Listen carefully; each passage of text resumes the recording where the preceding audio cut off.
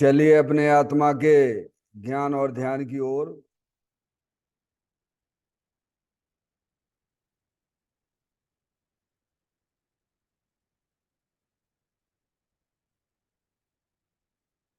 अपने चंचल मन को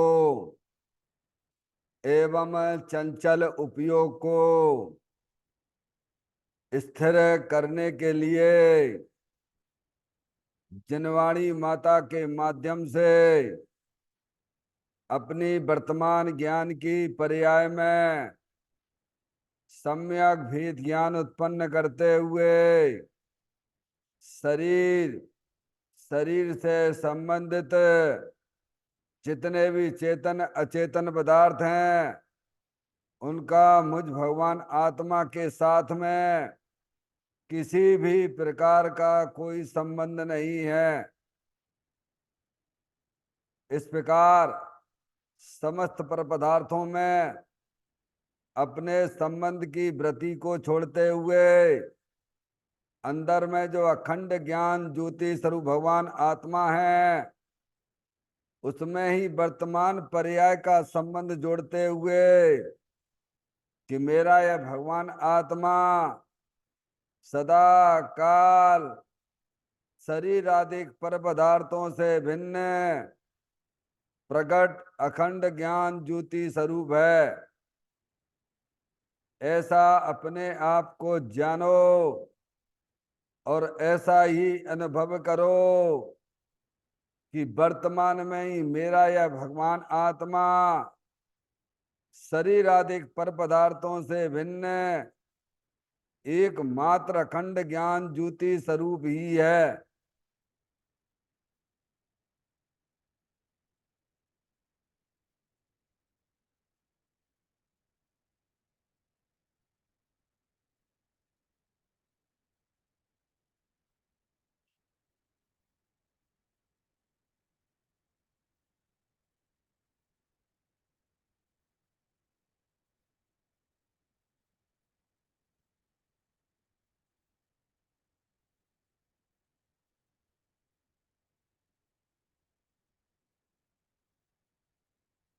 इसी प्रकार से संसार अवस्था में आत्मा की पर्याय में जो विविध प्रकार के पुण्य पाप के परिणाम दिखाई देते हैं वे समस्त परिणाम पर द्रव्यों के लक्ष्य से होने वाले भाव हैं।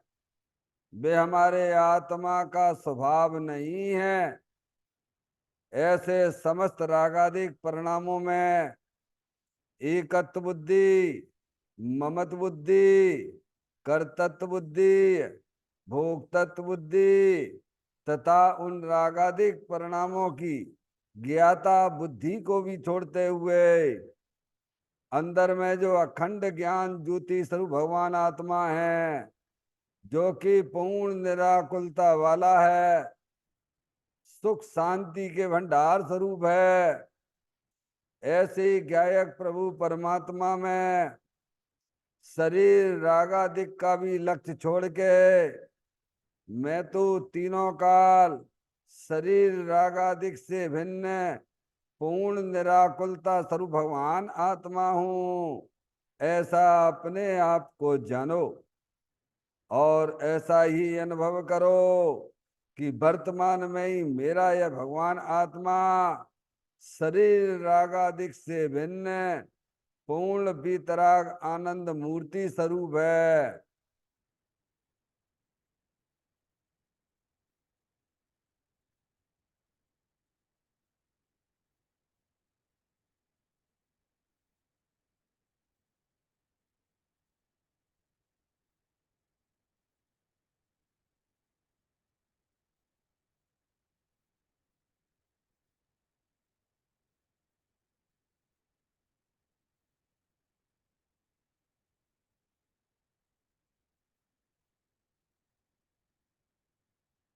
इसी प्रकार से संसार अवस्था में आत्मा के पर्याय में जो पर के लक्ष्य से होने वाला ज्ञान है वह परलक्षी ज्ञान भी हमारे आत्मा का स्वभाव नहीं है, वह तो इंद्रिय जनित ज्ञान है।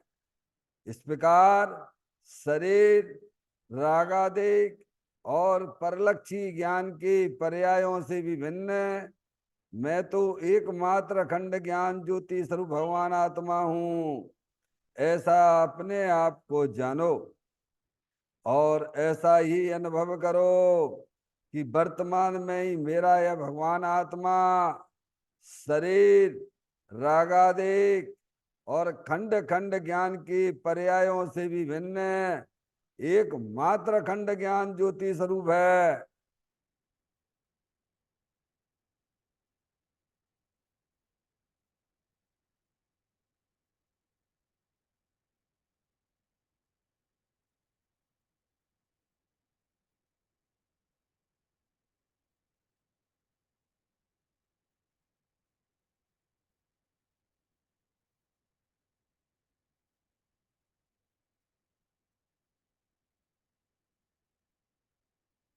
द्रव कर्म, भाव कर्म, नो कर्म रहित शुद्धात्म स्वरूपो हम।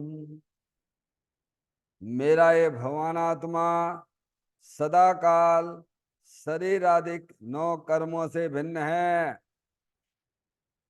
मेरा ये भगवान आत्मा सदा काल ज्ञानावरणादि 8 कर्मों से भी भिन्न है।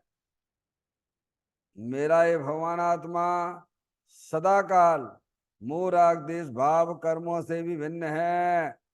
इस प्रकार द्रव कर्म, भाव कर्म, नो कर्म तीनों कर्मों से रहित मैं तो एकमात्र परम पवित्र शुद्धात्म स्वरूप हूं, ऐसा अपने आप को जानो और ऐसा ही अनुभव करो कि वर्तमान में ही मेरा यह भगवान आत्मा तीनों प्रकार के कर्मों से रहित एकमात्र परम पवित्र शुद्धात्म स्वरूप है।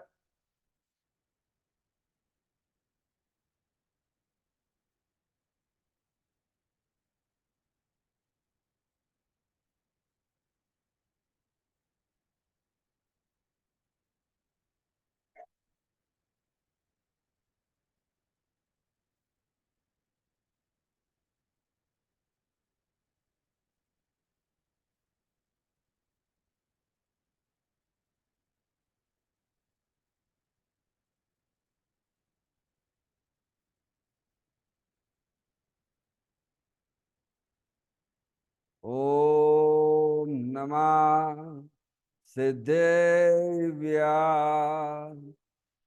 ओम नमः सिद्धेव्या। ओम नमः सिद्धेव्या। चिंतामणि सम स्वयं का चैतन्य तत्व महान है। निज का करूं मैं चिंतवन, निज का करूं श्रद्धान में। शोधा तुम्हारी देव है जो गुण अनंत निदान है। मैं स्वानुभव में देख लूं आत्मा स्वयं भगवान है। मैं स्वानुभव में देख लूं आत्मा स्वयं भगवान है।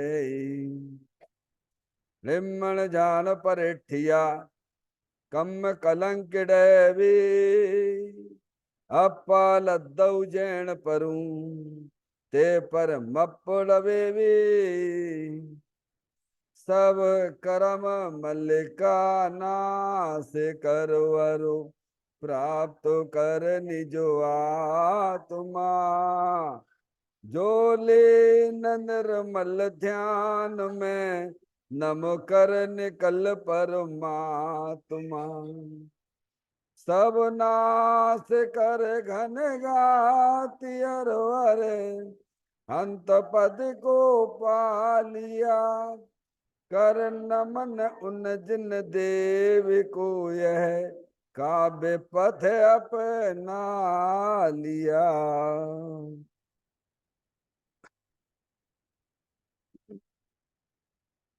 श्री योगसार जी नामक परम आध्यात्मिक ग्रंथ स्वाध्याय हेतु में विराजमान है। आज से 1400 वर्ष पहले इस महान पवित्र ग्रंथ की रचना दिगंबर संत योगेंद्र महाराज जी हुए हैं। उन्होंने इस महान पवित्र ग्रंथ की रचना की और उन्होंने इस ग्रंथ का नाम योगसार जी रखा। योगसार जी का सीधा सा अर्थ है मुक्ति के मार्ग में। योग का मतलब जोड़ होता है, किसका किसके साथ में जोड़ करना। तो अरिहंत परमात्मा कहते हैं कि अपनी वर्तमान सुत ज्ञान की पर्याय का अंदर में जो अपना त्रिकालिक ध्रुव भगवान आत्मा जो सदा काल द्रव कर्म भाव कर्म नौ कर्म से रहित अखंड ज्ञान ज्योति स्वरूप है, ऐसे ज्ञायक प्रभु परमात्मा के साथ में अपनी वर्तमान सुत ज्ञान की पर्याय का संबंध जोड़ने का नाम योग है, जिसे शास्त्रीय भाषा में सम्यक दर्शन सम्यक ज्ञान भी कहते हैं। और चेतन भगवान आत्मा में ही अपनी वर्तमान पर्याय को मग्न कराना, लीन करना, स्थिर करना, उसे सार कहते हैं, यानी सम्यक चारित्र कहते हैं। तो योग सार क्या हो गया? सम्यक दर्शन, सम्यक ज्ञान, सम्यक चारित्र वाली निर्मल पर्याय, पवित्र पर्याय जो अपने आत्मा के आश्रय से प्रकट होती है, इसे यहाँ योग सार कहते हैं। देखिएगा, योग सार ग्रंथ के माध्यम से हम और आप यहाँ पे आज 48वें नंबर की गाथा का स्वाध्याय प्रारंभ करने जा रहे हैं, जिसमें दिगंबर संत हमें इस गाथा में यह समझाना चाहते हैं कि राग द्वेष त्याग कर आत्मस्थ होना धर्म है। समझ में आया भैया? किसको त्यागने की बात की गई है और किसको ग्रहण करने की बात की गई है? समझ में आया भैया? अपनी आत्मा में जो मोह राग द्वेष के परिणाम होते हैं ना, उनको त्यागने की बात की गई है। परद्रव्य का तो आत्मा क्या त्याग करेगा? परद्रव्य तो भिन्न ही है। परद्रव्य को क्या ग्रहण किया है आत्मा ने? अज्ञान दशा में मोह राग द्वेष करता रहता है। क्या करता है? अरे परद्रव्य तो परद्रव्य में है भगवान। परद्रव्य तुम्हारे गुण में है कि द्रव्य में है कि पर्याय में? बोलो है। इसीलिए उसके त्याग की बात नहीं है। समझ में आया? अब लोगों को अहंकार हो जाता है कि मैंने दुकान छोड़ी, मैंने स्त्री छोड़ी, मैंने सब बाल बच्चे छोड़े। अरे भाई, तुम मुंह तो छोड़ो भगवान। संयोग के लक्ष्य से जो तुम मुंह आदेश करते हो उसको छोड़ने की बात है। वे तो छूटे ही हुए हैं। मैंने कहा तुमने ग्रहण कर रहे हैं। मैंने कहा द्रव्य में है, न गुण में है, न पर्याय में। बोलो, पर द्रव्य तुम्हारे द्रव्य गुण पर्याय में है क्या? नहीं आई सुन। पर द्रव्य संबंधी जो तुमने मुंह राग द्वेष करते हो, जो तुम्हारे संसार का कारण है, उसको करना है तुम्हें त्याग। समझ में आया? और अनादिकाल से तुमने अपना चेतन भगवान आत्मा को पहचाना नहीं है, इसीलिए तुम्हें जो है उसमें करो विश्राम, आत्मस्थ हो जाओ। किसमें? आत्मस्थ होने वाला कौन? वर्तमान शुद्ध ज्ञान की पर्याय। समझ में आ गई भैया? और भेद ज्ञान कौन करेगा? वर्तमान शुद्ध ज्ञान की पर्याय करेगी। किसके साथ भेद ज्ञान की बात की गई है? अपनी आत्मा में जो विकार उत्पन्न होते हैं ना, मूल राग देश होते हैं ना, वे तुम्हारे शत्रु हैं। शत्रु इसीलिए हैं क्योंकि तुम उनके वशीभूत होकर 4 गति 84 लाख योनियों में परिभ्रमण कर रहे हो। ऐसे शत्रुओं के साथ आप रहना पसंद करोगे क्या, जो तुम्हें हमेशा दुख देता रहे? हमेशा तकलीफ देता रहे, ऐसे व्यक्ति के साथ में आप रहना पसंद करोगे क्या? बोलो। है, एक समय भी तुम रहना पसंद करोगे ऐसे व्यक्ति के साथ में जो हमेशा तुम्हें तकलीफ ही तकलीफ, टेंशन ही टेंशन देता रहे? क्यों? माधुरी समझ में आ रही है? लौकिक में भी क्या हम उस व्यक्ति के साथ रहना पसंद करेंगे जो हमेशा आपको टेंशन ही टेंशन देता रहे? तो क्या करना, उसका संगति छोड़ो, और जो तुम्हें आनंद ही आनंद देता रहे उसके साथ में जाइए आप। ये कह रहे हैं ज्ञानी, हमें ये समझा रहे हैं अनादिकाल से तुम्हारी आत्मा में जो मूल राग द्वेष के परिणाम है ना, समझ में आए, उनकी तुमने जो संगति कर रखी है, उन्हें तुम अच्छा समझते हो, वे तुम्हें दुख दे रहे हैं, उनकी संगति छोड़ो, मूल राग द्वेष का त्याग करो। परद्रव तो आत्मा में ना तो ग्रहण किया है, तो त्याग करने की बात नहीं कर रहे। समझ में आया? देखो, पंडित विद्वान, इसकी 8वें नंबर की गाथा में बताया, पंडित किसे कहना, विद्वान किसे कहना, इसी की 8वें नंबर की गाथा पढ़ना। वही पंडित है, वही विद्वान है, वही मुनि है जिसने राग द्वेष को त्यागा और अपने चेतन भगवान आत्मा को ग्रहण किया। ग्रहण करने वाली पर्याय और त्यागने वाली भी शुद्ध ज्ञान की पर्याय। आगे बात समझ में? किसके साथ में रहना? जो तुम्हें निरंतर आनंद देता रहे, निरंतर सुख देता रहे। तो इस जगत में ऐसा कौन है जो हमेशा तुमको आनंद देता रहे? तो भगवान कहते अरिहंत परमात्मा, वह तुम्हारा चेतन भगवान आत्मा ही है। क्या तुम उसके पास में रहोगे तो निरंतर तुम्हें आनंद ही आनंद मिलता रहेगा। और वो आनंद कैसा मिलेगा? सदा काल मिलता रहेगा। क्या वर्तमान में तो तुम्हें आनंद मिलेगा ही मिलेगा। ऐसे व्यक्ति की संगति करो ना वो है ना तुम्हारे पास में? क्या नहीं है तुम्हारे पास में? अरे तुम्हारा भगवान आत्मा है ना, तुम आत्मा ही तो हो ना। तुम्हें ऐसे व्यक्ति से, ऐसे आत्मा के साथ संगति करना पसंद नहीं है क्या? ज्ञानियों को तो पसंद है। अविनाशी रूप से विद्यमान वस्तु है, ना कभी उपजता है ना कभी मरता है। क्या ज्ञानी ने तो ऐसे आत्मा के साथ संगति करी है। समझ में आएगी भगवान? जो इस ऐसे आत्मा के साथ संगति करता है उसकी पर्याय में तत्काल तो अतीन्द्रिय आनंद की धाराएं प्रारंभ हो जाती हैं। और जो मोह राग द्वेष के परिणाम हैं वे स्वयं में भी विलय को प्राप्त हो जाते हैं। राग द्वेष का त्याग आत्मा के ग्रहण पूर्वक ही होता है। हम राग द्वेष को तो त्यागना चाहते हैं, कसाय मत करो, कसाय मत करो। अरे भैया, कसाय मत करो, हैं तो कुछ ग्रहण तो कर लो पहले। अपना भगवान आत्मा कसा रहे थे कि नहीं है वर्तमान में? गीतरागानंद मूर्ति स्वरूप है कि नहीं है? तो उसे ग्रहण करो। जिस भांति प्रज्ञा छेनी से पर से विभक्त किया इसे, उस भांति प्रज्ञा छेनी से अरे ग्रहण करो इसे। किसे ग्रहण करो? बोलो, किसकी त्याग की बात आई है? अज्ञानी जीव, सारे अज्ञानी जीव। अज्ञानी जी की पहचान ही यही है कि वो अपने आत्मा को जानता नहीं है और परद्रव्य के ग्रहण त्याग में कैसे समझता कि मैं बहुत बड़ा धर्मात्मा हूं। जबकि आगम तो ये कहता है। क्या देखो ना यार, चले जाइए, सब त्यागी व्रती क्या अहंकार लिए बैठे हैं। काय का आप उनके पास बैठो, चर्चा करोगे नहीं, ये छोड़ दिया वो छोड़ दिया, तुमने ग्रहण कब किया भगवान? तुमने राग द्वेष तो यहाँ भी कर रहे हो, जैसे घर में करते थे राग द्वेष तैसे यहाँ आश्रम में भी कर रहे हो तुम। तो कहाँ अंतर निकलो ये बताओ।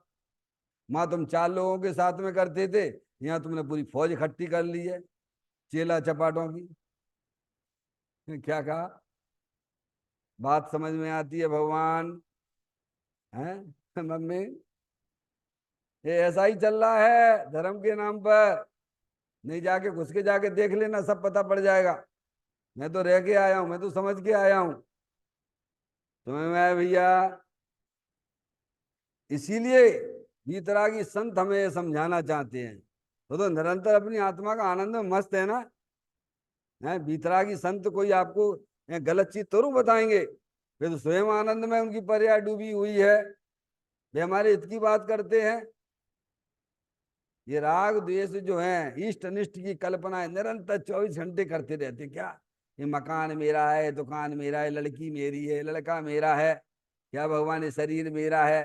तेरा काय का शरीर है, तू तो चेतन भगवान आत्मा है। अब ये तुझे ख्याल में नहीं आता है, समझ में आए। अब मेरा है, फिर उनसे राग करता है। क्या करता है? और क्या? राग द्वेष। जब तुम्हारी इच्छा के अनुसार परिणमन करने लग जाए तो तुम उससे राग करते हो, और जैसे ही तुम्हारी इच्छा की पूर्तियां नहीं हो तो तुम द्वेष करने लग जाते हो। तो भगवान ने राग द्वेष करना सिखाया है क्या? विद करो उसका तो तुम त्याग करो। समझ में आया? तुम तो बीतरागी प्रभु होकर बीतराग था समभाव। मोह राग द्वेष जिसने त्यागा, अपनी पर्याय में बीतराग भाव जिसने उत्पन्न किया, सम भाव की प्राप्ति अंतर्मुखता से होती है, बहिर्मुखता से नहीं होती है। ये लिखा है इस गाथा में। क्या लिखा है? राग द्वेष त्याग कर आत्मस्थ होना धर्म है। क्या है आत्मस्थ? यानी उपयोग जहां से खिसक गया था ज्ञान अवस्था में, वहीं पर अपने आ जाए। अपने चेतन भगवान आत्मा से खिसका हुआ है ज्ञानी जीव का। अरे तकलीफ कब होती है शरीर में? वायु गोला खिसक गो ना भैया, कितनी दवाई खाओगे तो वो दर्द सही होगा? अरे शरीर में वायु गोला खिसक जाता है ना, कितनी दवाई खाओगे तो वो दर्द तुम्हारा सही होगा? किसी समझदार को बुलाओ, जो जहां से खिसका है ना वहीं पे वो बैठाल देगा, तो तुम्हारे सारे दर्द कपूर की तरह भाग जाएंगे। यही इसकी दवाई है। समझ गए आप? ये तो कला है। मैं तो आपको बोलता हूँ, आप सम्य दर्शन, सम्य ज्ञान, सम्य चारित्र्य कला है। ये ज्ञानियों ने प्राप्त की है, इसीलिए कहा भी है पर द्रव्यं से भिन्न आप में रुचि सम्यक तो भला है, आप रूप को जान पनो सु सम्यक ज्ञान कला है, आप रूप में लीन रहे थिर सम्यक चारित्र सो ही। ये काम करने लायक है भगवान। देखो जानवर भी होते हैं, जाते हैं अपने घर छोड़ के बाहर चरने के लिए जाते हैं। समझ में आएगा नहीं आप? और उन्हें तुम लेने भी नहीं जाओ ना तो वे अपने आप अपने घरे आ जाते हैं। क्या कहा? शाम भई ना, सूर्य अस्त होने लगाना, तो वे जानवर भी अपने घर शाम को वापस आ जाते हैं भगवान। समझ में आया भैया?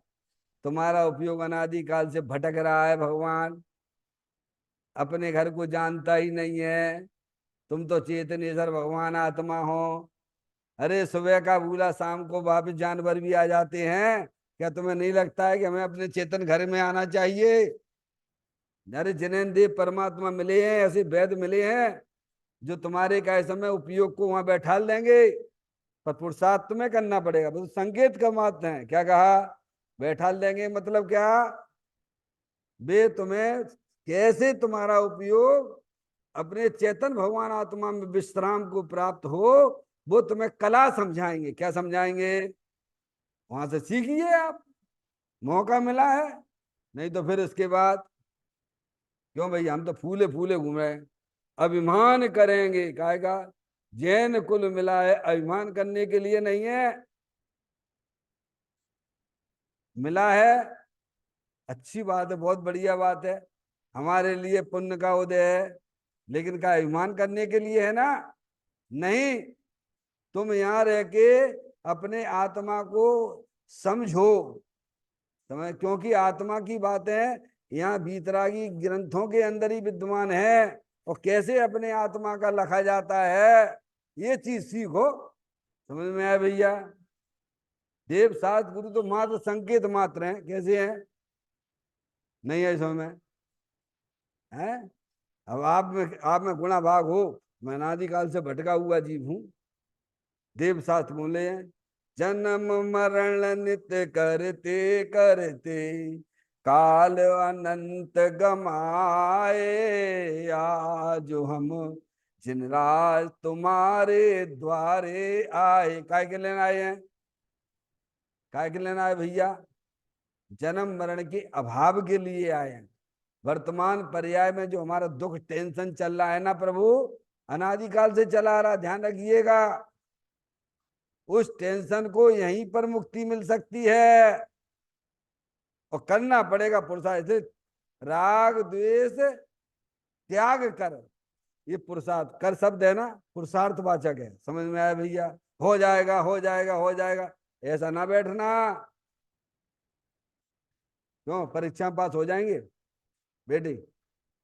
हैं, पढ़ने पड़े नहीं पढ़ने पड़े, अपना पूरा फोकस उस पढ़ाई पे देने पड़े ना देने पड़े, हैं भाई, परीक्षा पास कैसे हो जाओगे क्या? ऐसे यहाँ भी है। समझ में आया भैया? स्वाध्याय करिए और अपना पूरा फोकस, जो जनवाणी बता रही है, पूरा फोकस कहाँ होना चाहिए? ज्ञान का फोकस, शुद्ध ज्ञान की पर्याय का फोकस कहाँ होना चाहिए? है? अरे भाई, पति पत्नी है, बाहर निकलते हैं, समय शादी ब्याह में भी जाते हैं, तो पत्नी का पूरा फोकस किधर होता है? अरे किधर होता है बोलो? अरे किधर होता है? हैं?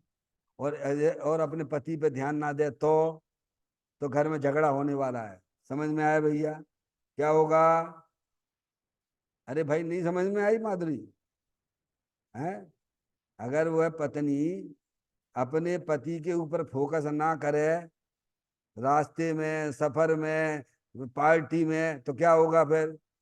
वो पति समझ जाएगा हमारी उपेक्षा कर रहा है ये। क्या? चलो घर जाके देखते हैं।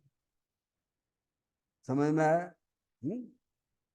ऐसे ही पर्याय रूपी स्त्री है, निरंतर उसका फोकस कहाँ होता है? अपना द्रव्य स्वभाव जो पति है, और उस पर फोकस ना करे तो केवल भगवान की पूजा करो, भक्ति करो, तो झगड़ा होएगा कि नहीं होएगा? पति झगड़ा करे करे करे, वो तुम्हें दिखता नहीं, नाराज हो जाता है। क्या हो जाता है? तो हमारी तरफ तो ध्यान ही नहीं देखते हो। अरे जिसके तरफ पंच परमेष्टि ध्यान दे रहे हैं, ऐसी चीज तुम्हारे पास में रखी हुई है, तुम वापस ध्यान ही नहीं दे रहे हो, अनादिकाल से ध्यान नहीं दे रहे हो। हैं? तो वर्तमान पर्याय रूपी स्त्री ज्ञानी की अंदर जो चेतन भगवान आत्मा, जो सदाकार द्रव्य कर्म, भाव कर्म, नो कर्म से रहित है, सब सांसारिक कार्य करते समय भी फोकस किधर होता है? हैं? विद्यार्थी है, घूमने भी जाएगा, रात्रि में कई समय चाय भी पीने जाएगा, गन्ने का रस भी पीने जाएगा, रात में 12-12, 1-1, 2 बजे तक। क्या मम्मी? मैं तो जाता था ना गन्ने का रस पीने के लिए, रात में 12 बजे पढ़ते थे जब। क्या है, 1 बजे 2 बजे 2-4, पहले फोन तो थे नहीं, मोबाइल वोबाइल, टाइम फिक्स कर लेते थे कि भाई अपन को जो है 12:30 बजे जो है, उज्जैन रहते थे, तो अपन को जो है रेलवे स्टेशन पे गन्ने का रस मिलता है, वहीं पास में रहते थे, तो सब आ जाते थे। काय के लिए? तो गन्ने के रस के लिए निकला है वो क्या? बोलो, गन्ने का रस पीने के लिए निकला है क्या? अरे घूमता भी है, जा गन्ने का रस भी पीता है, फोकस, क्योंकि उससे शुद्ध ज्ञान की पर्याय में फोकस पढ़ाई के ऊपर रहता है। विद्यार्थी घूमता है तो काय समय वो पढ़ाई के लिए घूम रहा है, काय के लिए? फोकस कहाँ पर है? ऐसे ही ज्ञानी भी देव साथ गुरु के सानिध्य में रहते समय भी फोकस, फोकस ज्ञान का किधर है? जहां उसका हीरो बैठा हुआ है, अंदर चैतन्य भगवान आत्मा हीरो है, अनंत शक्तियों के भंडार स्वरूप वस्तु है, क्योंकि उसकी दृष्टि करने से ही राग द्वेष के परिणाम स्वाहा क्या हो जाते हैं। बोलो, कितना बढ़िया तुम्हें भगवान आत्मा मिल गया भैया। हैं? पर हम कहाँ करते हैं? जनवाणी भी सुनेंगे तो लेटे लेटे सुनेंगे, फिर बाद में सुनेंगे तो तुम्हें काय को है? पढ़ते भी ऐसे ही हो, खाना भी ऐसे ही खाते हो क्या? अपने यार दोस्तों से बातें भी ऐसे ही करते हो क्या? बोलो, वहां कैसी जागृति रहती है? नहीं आई समझ में? सावधान रहिए, जनवाणी को सावधान रह के सुनिए आप। क्या समझ गए आप? इतनी जागृति हमारी पर्याय में होना बहुत जरूरी है, क्योंकि अनादि काल से बिगड़ा हुआ केस है ना भगवान। तो इसीलिए ज्ञानी हमें यह समझाना चाहते इस गाथा के अंदर कि राग द्वेष का त्याग करो, क्योंकि राग द्वेष जो हमारी आत्मा की पर्याय में जो विभाव रूप से उत्पन्न हो रहे हैं वो हमारी अज्ञानता की निशानी है। और अज्ञानता है कि हम अपनी आत्मा को जानते नहीं है। तो तुम अपनी आत्मा को जानो, और जान के जो राग द्वेष है उनका समन सब अपने चेतन भगवान आत्मा अपजा उपयोग अपने आत्मा में स्थित हो जाता। क्या हो जाता है? देखो क्या बढ़िया गाड़ी चलती है मोक्ष मार्ग में। आत्म भाव न भावता जीव लय केवल ज्ञान को काय को। अरे आनंद में रह रहे के केवल ज्ञान मिलता है। अपने आत्मा के साथ पर्याय कीड़ा करते करते केवल ज्ञान को प्राप्त करती है। समझ में आया? शरीर को सुखाने से नहीं, शरीर का तो कुछ कर ही नहीं सकता आत्मा। कल्पना करता रहता है 24 घंटा, शरीर को सजाने में कल्पना ही करता रहता है। क्या भैया? 24 घंटा कल्पना, ऐसा खा लो, ऐसा हो जाएगा, जो हो जाएगा वो हो जाएगा, सब तुम्हारे कल्पना है। राग द्वेष का प्रवर्तन ना करो। है? बोलते जरूर है होता स्वयं जगत परिणाम, मैं जग का करता क्या काम। और कर्तत्व बुद्धि बोलो कहाँ काम कर रहा है, हमारी पर फोकस कहाँ चल रहा है। तो कहते हैं राग द्वेष त्याग कर, क्योंकि राग द्वेष के परिणाम वे हमारे संसार के कारण है, दुख रूप है। समझ गए आप? इसीलिए ज्ञानियों ने इसे त्यागने की बात की है। समझ? क्यों त्यागने की बात की है? त्यागने यानी उनकी संगति छोड़ो, उन्हें अपना जानना मानना छोड़ो, और अपने चेतन भगवान आत्मा को अपना जानो मानो, जो हमेशा तुम्हें सुख देता रहता है। किसकी संगति करो? है? बहुत कठिन है ना? कठिन बिल्कुल भी नहीं है, ध्यान रखिए। जैन दर्शन बिल्कुल सरल है, बिल्कुल सरल है। अरे पुण्य पाप करना कठिन है, अरे धर्म करना तो सरल है भगवान। सबको आराम कहाँ मिलता है? अपने घर में मिलता है कि दूसरे के घर में? दूसरा घर महल भी क्यों ना हो, बढ़िया भी क्यों ना हो, कहाँ आराम मिलेगा? अपना घर झोपड़ी पट्टी है तो वहीं आराम मिलेगा। बाप से कहा अपना घर है ना, इतना सुंदर आत्मा है। समझ गए नहीं आप? जिसे देखो सिद्ध परमात्मा, सिद्ध परमात्मा है। बोलो अनंत आनंद में है कि नहीं है? बोलो अरियंत परमात्मा अनंत आनंद में है कि नहीं है? सिद्ध परमात्मा तो मॉडल है हमारे लिए।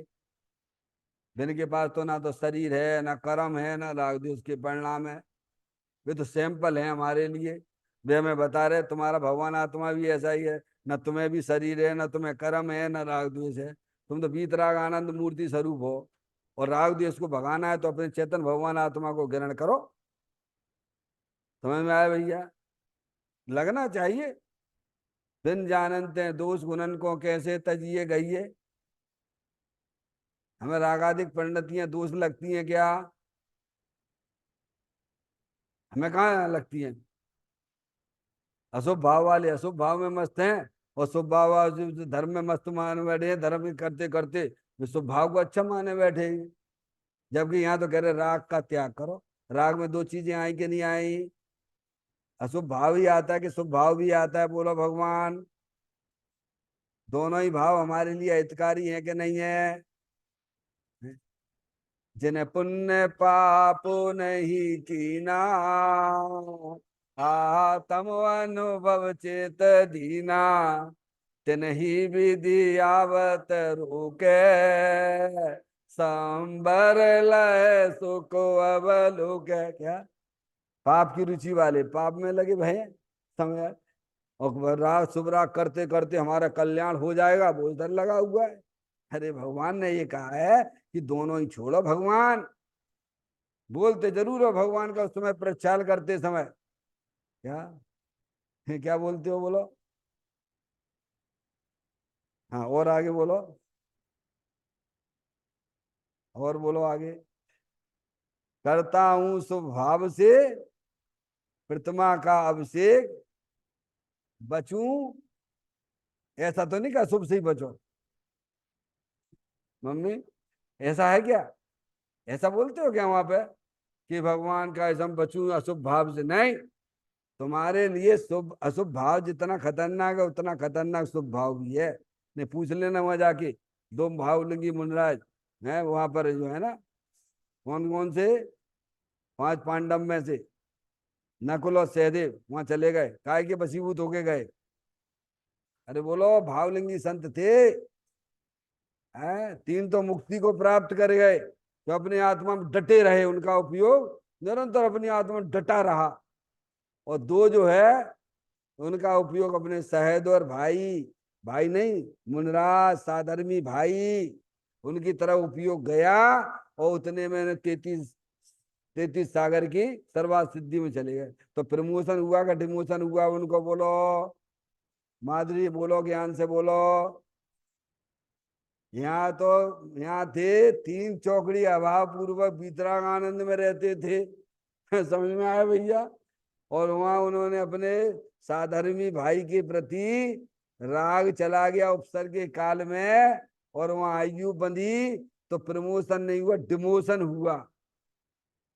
और 33 सागर अपनी मुक्ति से दूर हुए। 33 सागर ही नहीं, फिर वो आएंगे वहां से, और फिर जो मनुष्य पर्याय में आएंगे तब फिर विमोक्ष जाएंगे। और एक एक सागर कितना लंबा चौड़ा होता है भगवान। समझ में आया? राग खतरनाक है भगवान। अशुभ राग भी नहीं, शुभ राग दोनों को त्यागने की बात की गई है। समझ में आया भैया? फोकस इधर करिए आप। अशुभ के समय भी फोकस द्रव्य स्वभाव के ऊपर, और शुभ के समय भी फोकस कहाँ करना? शुभ अशुभ परिणाम तो भूमिका अनुसार रहते हैं, पर ज्ञानी का फोकस प्रयोजन पर दृष्टि है ज्ञानी की और ज्ञानी की। इसलिए पंडित टोडरमल साहब ने लिखा भी ऐसा है, शास्त्र पढ़ता है तो पढ़ लेता है, सुना देता है तो सुना देता है, क्या प्रयोजन पर दृष्टि नहीं। भगवान की पूजा करना हो तो कर लेता है, प्रयोजन पर दृष्टि नहीं। समझ गया? और ज्ञानी की प्रयोजन पर दृष्टि है। प्रयोजन उसका जो है वीतरागता आनंद की दशा यहाँ से प्रकट होती है अंदर से, अविनाशी वस्तु। ये प्रयोजन को मत भूलिए आप। प्रयोजन को भूल गए तो बस खेल खत्म, फिर क्या बचा तुम्हारा हमारा? ज्ञानी प्रयोजन को नहीं भूलता है। प्रयोजन यानी दुख का अभाव होना पर्याय में, और अतीन्द्रिय आनंद की प्राप्ति होना, वो मेरा प्रयोजन है। पहले पूछो ग्राहक काय के हैं? मम्मी काय के हो ग्राहक? तो कहते हैं राग द्वेष त्याग कर आत्मस्थ होना। समझ गया? आत्मस्थ होने वाली पर्याय है। और तुम्हारे पास आत्मा है कि नहीं है? बोलो, क्या नहीं है तुम्हारे पास में? है? आत्मस्थ कौन होगी? पर्याय होगी। है? किसके साथ आत्मस्थ होने की बात की गई है? अपना है ना शुद्धात्मा अंदर में विराजमान, अविनाशी वस्तु है ना, है अनंत शक्तियों के भरेलो भगवान आत्मा है ना, उसमें स्थापित करो। पर्याय यहाँ आके शिव, यहाँ आके आनंद ही आनंद रहती है। अरे अपने घर में आएगी ना भैया, चैतन्य गुफा में मुनवर बसते, अनंत गुणों में केली करते, एक ही भाव न भाए मन में मधुबन में, होली खेले मुन राज शिखर वन में, मधुबन में। कहाँ पर है? बोलो, शुद्ध ज्ञान की पर्याय का फोकस कहाँ है? हम तो मंदिर में भी आ जाते हैं, ये आए, जो कौन सी साड़ी पहन के आए, जो का लेके आए, ये चांदी की थाली में पूजा कर रहे हैं, हम चांदी की थाली में पूजा करें, जैसे का हो जाएगा तुम्हारा। मूर्ख हो एक नंबर की, छठे चटाए। तो भीतरागता नहीं दिखती है? क्या तुम कौन सी पूजा कर रहे हो? आदिनाथ की है? कोई करे, हम तो उनकी कर रहे हैं, जो है अजित कुमार जी की, अजित है, अजितनाथ भगवान की कर रहे हैं। तो जो अजितनाथ है तुम्हें दिख रहेगा? अरे वीतरागता की पूजा करो ना भगवान। ए, नाम के चक्कर में क्यों घूमते फिरते हो तुम? हमने देखा वो तीर्थों पे जाके, गए थे नहीं यहाँ से, बड़े बड़े स्वाध्याय करने वाले, स्वाध्याय करने वालों कह रहा हूँ, अज्ञानियों की बात तो भगवान जाने। है चमत्कारिक जो प्रतिमा होगी नहीं, बस वहीं पे जाके इकट्ठे हो जाएं। कहाँ पे? अरे नहीं आई समझ में? जैसे महावीर जी में महावीर भगवान की चमत्कारी प्रतिमा लोग कहते हैं। समझ में आया भैया? तो सब जाके कहाँ पूजा करेंगे? क्यों भैया, बाकी की क्या बीतरागी प्रतिमा नहीं है क्या? ये चमत्कार नहीं लगता तुम्हें? बीतरागता चमत्कार नहीं लगती है? समझ में आया भैया? अरे मंदिर में बीतरागता देखो ना भगवान। समझ में आया? फोकस। समझ में आए? ये ऐसा मत करो। तो क्या राग द्वेष मत करो। मतलब दूसरे से तुम करो राग, यहाँ आके भी राग द्वेष करते रहते हो। क्या करते हो? क्या करते, यहाँ भी आके राग द्वेष ही करते हो कि ये प्रतिमा हमारे द्वारा विराजमान है तो इसकी पूजा करना और इसकी नहीं करना। क्यों भैया? अभी देखो आप जहां जहां भी मंदिर है ना, का जिन जिन ने जो जो प्रतिमा विराजमान करी है ना, तो इनकी पूजा फिर को करेगो? अपन नहीं करेंगे तो कौन करेगा बताओ? सिखा तुम बताओ। फिर अपने भगवान तो ऐसे ही रह जाएंगे, हैं बिना पूजा के रह जाएंगे। मतलब मंदिर में भी राग द्वेष नहीं छोड़े। है समझ में आएगा क्या? घर में तो राग द्वेष करता ही करता है? हम्म? ये पुरुषार्थ की बात है। जिसके अंदर में ये करने की अंदर में जिज्ञासा है, रुचि है कि प्रभु इस भव में तो मुझे अपने भव का भाव ही करना है, मेरा दूसरा कोई प्रयोजन नहीं है। क्या कहा भगवान? जैसे विद्यार्थी का एकमात्र प्रयोजन रहता है कि मुझे एन केन कारण से यहाँ से निकलना है। समझ में आया? ऐसे ज्ञानी को भी 4 गति 84 लाख योनियों से निकलने का एक ही प्रोग्राम रहता है। चाहे वो घर में रहे, चाहे वह देव साथ गुरु के सानिध्य में रहे, प्रोग्राम केवल एक ही रहता है। तब पर्याय जो है सब पर द्रव पर भाव और पर्याय से भी विमुख होती हुई अंदर अविनाशी भगवान आत्मा के साथ संबंध जोड़ती है। समझ में आए? ढीले भूले का काम नहीं है। अनादिकाल से हम तुम सब फेलुअर हैं, ध्यान रखिएगा। पंचम काल में पैदा हुए हैं तो फेलुअर हैं, पास नहीं है। यहाँ पैदा ही होता है फेलुअर, कोई समय दृष्टि पैदा ना होते यहाँ पे। अपने आप को मानो मैं अनादिकाल का फेलुअर व्यक्ति हूं, अब मुझे कोई चूक नहीं करना है। क्या करना है? बोलो, इतनी पर्याय में सावधानी चाहिए कि नहीं चाहिए? बिना सावधानी के हो जाएगा काम क्या है? इसीलिए ये गाथा बहुत ही महत्वपूर्ण गाथा है। इस गाथा में हमें यही समझाया गया है कि आपके जो शत्रु हैं, परद्रव को अपना जानना, परद्रव को अपना मानना। समझ गए? ये मोह रूपी शत्रु है, दर्शन मोहिनी संबंधित शत्रु है, और राग द्वेष ये चारित्र मोहिनी संबंधित हैं। क्या भगवान? ये भी तुम्हारे शत्रु ही हैं। क्या है? राग द्वेष करना भगवान थोड़ी सिखाते हैं। भगवान तो वीतरागता करना सिखाते हैं। क्या? और वह वीतरागता अपने द्रव्य स्वभाव के अवलंबन से होती है। देखो भगवान के पास आए आप, बहुत अच्छी बात है। थोड़ा आए भगवान के पास तो है, तो भगवान की थोड़ा सन्मुख कर लिया, राग भी कर लिया, भगवान के प्रति राग भी हो गया भगवान। और अब थोड़ा भगवान अपने आत्मा से भी तो मिल लो। वहां तो मिल नहीं पाओगे, घर में तो टाइम ही नहीं रहता है। नहीं ऐसा में, क्योंकि राग के इतने संबंध हमने जोड़ के रखे हुए हैं। तो कम से कम मंदिर में ही सही, ये हमने ध्यान का प्रकरण क्यों याद क्यों चालू किया है? हमें में आया भैया कि कम से कम 5 मिनट तो अपने आत्मा के साथ नहीं बनता है तो भी बनाइए आप। क्योंकि सबको अंतर्मुख ही होना पड़ेगा। अंतर्मुख हुए बिना किसी का कल्याण ना हुआ है ना होगा। समझ में आया भैया? हम्म? इसीलिए बुद्धि पूर्वक हर काम, पाप के काम बुद्धि पूर्वक करते हो, पुण्य के काम बुद्धि पूर्वक करते हो, तो अपने धर्म का काम वो तो हो जाएगा। सिखा कब? वो तो हो जाएगा। हो जाएगा। हो जाएगा क्या? वहां नहीं लगाते, पाप के कार्यों में नहीं लगाते आप हैं? वहां भी लगाइए, यहाँ भी लगाइए, यहाँ भी पुरुषार्थ है। इसलिए त्याग कर लिखा गया है। नहीं, त्याग कर बुद्धि पूर्वक जो मूढ़ादेश के परिणाम है, ये बेकारी परिणाम है। ये आत्मा को भूलने पर होते हैं। आत्मा अपने द्रव्य स्वभाव में स्थिर नहीं हो पाता है, तो ज्ञानियों को भी होते हैं। इसीलिए सभी संपूर्ण राग द्वेष के त्याग की बात की गई है। समझ में आएगा भैया? गाथा का पाठ करते हैं।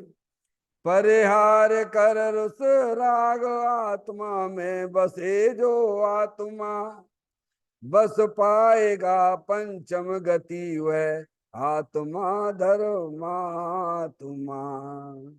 देखिएगा, राग द्वेष दोनों को छोड़कर, ये तो नहीं कहा द्वेष को ही छोड़ना, ये भी नहीं कहा कि अशुभ को छोड़ना। क्या कहा? राग में दोनों आ जाते हैं, समझ में आप? राग में दोनों आ जाते हैं, अशुभ राग भी आता है और शुभ राग भी आता है, समझ गए नहीं आप? तो राग द्वेष दोनों को छोड़कर वीतराग होकर जो अपने भीतर आत्मा में वास करता है, क्या है?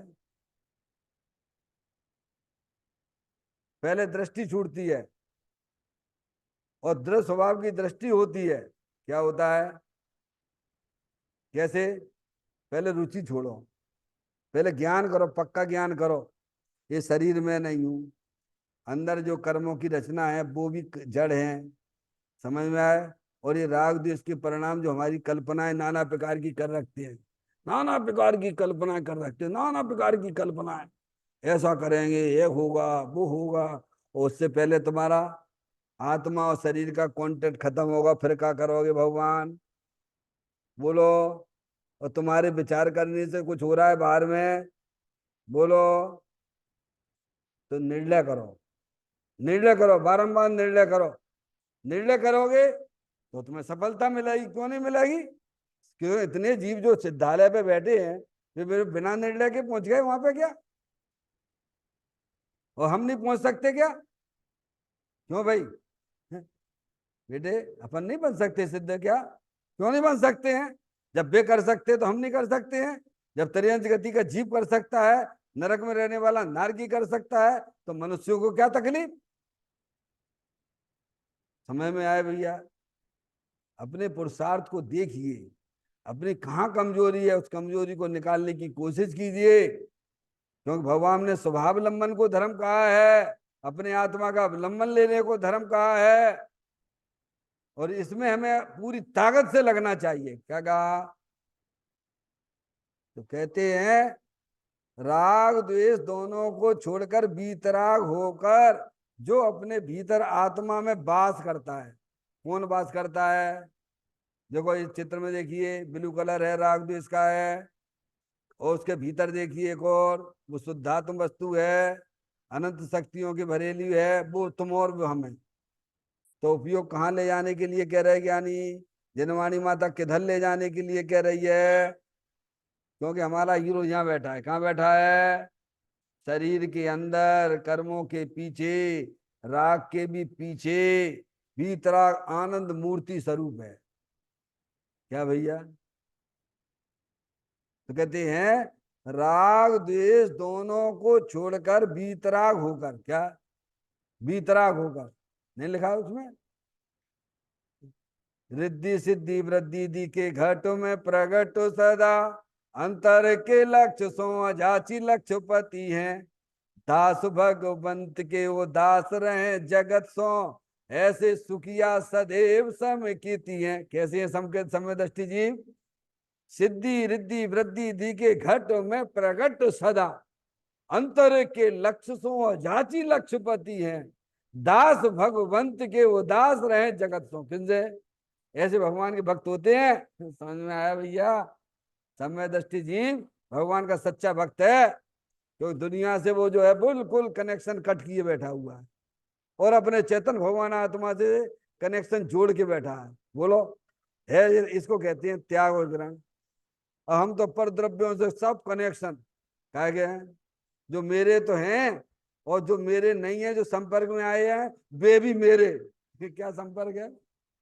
नहीं आई समझ। अपने बच्चे बच्चियों की तो शादी चलो ठीक है, समझ में आती है, और तो कोई मिलेगा भाई साहब हमारी बच्ची की शादी करवा दियो, ओ क्या क्या क्या कर रहे हैं हमें? क्यों तुम्हारा उपयोग इतना फालतू है क्या? अरे भाई, राग की सीमा होती है कि नहीं होती है? गिरस्त हो इसका मतलब ये थरू कि तुम बिल्कुल भ्रष्ट हो जाओ, हैं? राग देश दोनों को छोड़कर बीतराग होकर समझ जगत परिवार से बिल्कुल कोई कनेक्शन नहीं, कनेक्शन यहाँ जोड़ के रखिए। तो देखो, आप देखो सिद्धि रिद्धि वृद्धि धी के घट में प्रगट सदा, अंतर के लक्ष्य सो अजाची लक्ष्यपति है, दास भगवंत के वो दास रहे जगत तो। क्या समझ जीव है, समझ पर द्रव्यों के प्रति उसे उदासीन भाव रहता, तो बीतरागी होकर, क्या लिखा है, इसको कहते हैं बीतरागता। जिसे अपने आत्मा के साथ संबंध जोड़ा है, समझ पर द्रव्यों के प्रति ना उसे राग है ना द्वेष है, जो होता है वह उसकी कमजोरी से है। समय दृष्टि जीव को समझ में आया? क्योंकि अगर पूरा ही राग खत्म हो जाए तो वो अरिहंत परमात्मा हो जाएगा। समझ में आया भैया? है देश वृत्ति है, उसको भी उसकी भूमिका के अनुसार राग द्वेष रहते हैं। मुनराज हैं, उनकी भूमिका के अनुसार राग द्वेष रहते हैं। और संपूर्ण रूप से राग द्वेष का तो अरिहंत परमात्मा ने ही नाश किया है। इसीलिए कहा बीतराग होकर जो अपने भीतर, कहां पर, अरे भीतर में कोई चीज है कि नहीं है, बोलो भगवान है, तो फिर वो काम की है। ऐसे भीतर में तो सबके पास में, निगोदिया के पास में अनंत शक्तियां भरी पड़ी उसकी आत्मा में, और हमारे पास भी भरी पड़ी हुई हैं। तो वहां में हम में क्या अंतर है? जैसे वो उपयोग नहीं कर रहा है, जैसे तुम भी उपयोग नहीं कर रहे, तो एक ही बात है। नहीं आई समझ में? क्या कहा? जैसे एक इंद्रिय जीव है, वह भी अनंत शक्तियों से भरेलो भगवान आत्मा है, और तुम भी है अनंत शक्तियों से भरेले भगवान आत्मा है। वो उसे यूज नहीं कर रहा है और तुम भी यूज नहीं कर रहे, तो तुम में और वहां में क्या अंतर है? बोलो क्या अंतर है? अरे क्या अंतर है? मनुष्य पर्याय से क्या लेना देना है? पर यूज तो तुम, वो भी नहीं कर रहा हो, तुम भी नहीं कर रहे। नहीं आई समझ में? सिखा? तो फिर अनंत शक्तियों का क्या? तो वो कहे बास करे, क्या करे? अंदर अपने उपयोग को ले जाओ, है वहां पे उपयोग का परिवर्तन कराओ। वहां उपयोग का जब परिवर्तन होता है, तो जो अनंत शक्तियां द्रव्य के अंदर भरी पड़ी हुई हैं, उन शक्तियों को पर्याय में व्यक्तता हो जाती है, पर्याय में प्रकटता हो जाती है। उसे भगवान धर्म कहते हैं। क्या कहते हैं? उसे सम्यक दर्शन, सम्यक ज्ञान, सम्यक चारित्र वाली निर्मल पर्याय कहते हैं। तो इसीलिए कहा है कि राग द्वेष दोनों को छोड़कर बीतराग होकर जो अपने भीतर आत्मा में वास करता है, वास करने वाली पर्याय शुद्ध ज्ञान की पर्याय रहती है। वास यानी चैतन्य गुफा में मुनिवर बसते, कहाँ बसते हैं, उनका उपयोग कहाँ बसता है। ऐसे हमें अपना उपयोग कहाँ बसाना चाहिए? जहां पे आनंद ही आनंद मिले वहां बसाइए ना भगवान। ज्ञानियों को आनंद आनंद ही आनंद मिलता है, उनका उपयोग यहाँ बसा रहता है चेतन में। इसीलिए माँ जनमाणी के वहां पे परिवर्तन कराइए, वहां पे तुम विश्राम करिए, वो जगह तुम्हारे आनंद की मिलने वाली है। आत्मा में विश्राम करता है, आत्मा में विश्राम करता है। ज्ञानी का उपयोग समझ परद्र प्रभाव पर्याय से भी विमुख होता हुआ अंदर चेतन भगवान आत्मा विश्राम करता है। बोलो आनंद मिलेगा कि नहीं मिलेगा विश्राम में? है तो कहते आत्मा में विश्राम करता है।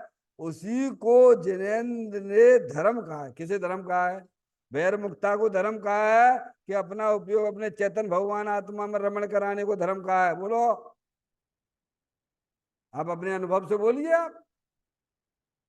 तो कहते हैं उसी को जिनेन्द्र ने धर्म कहा है, और हमें भी वही धर्म लगना चाहिए।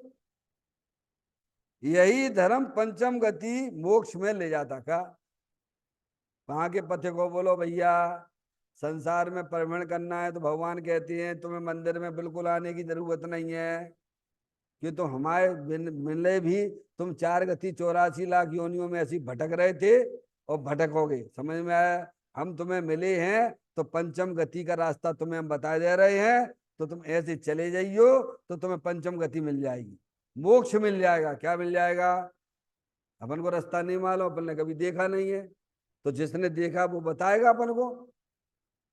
बीतरागी संतों ने देखा है, हरियंत परमात्मा ने देखा है, तो भी हमें बता रहे हैं तुम्हें अपनी पर्याय में मोक्ष चाहिए, पंचम गति चाहिए, तो ऐसे पहचानिए कि अपना जो शरीर जो संयोग में है वो अनंत जो पुद्गल द्रव्य है, अनंत पुद्गल परमाणुओं का पिंड है, और अंदर जो कर्मों की रचना है वह भी अनंत पुद्गल परमाणुओं की पिंड है। और ये रागादिक परिणतियां हमारी अज्ञानता की निशानी है, वे भी उत्पन्न विध्वंसी हैं। वे भी हमारे आत्मा के अंदर प्रवेश करती नहीं है। मैं तो चेतन भगवान आता हूँ, पीतरागानंद मूर्ति स्वरूप हूँ, ऐसा सच्चा ज्ञान श्रद्धान करके अपने उपयोग को उसमें रमण कराओगे तो अवश्य ही नियम से, गारंटी से हमारी पर्याय में मोक्ष जैसी दशाएं प्रकट हो जाएंगी। चैतन्य काय सुमरण प्रति क्षण करो रे, भवि के अनंत दुख को पल में हरो रे। अक्षय अनंत निज सुख निदान पाओ, गाओ अरे नित इसी के गीत गाओ। 9 बार नमोकार मंत्र का स्मरण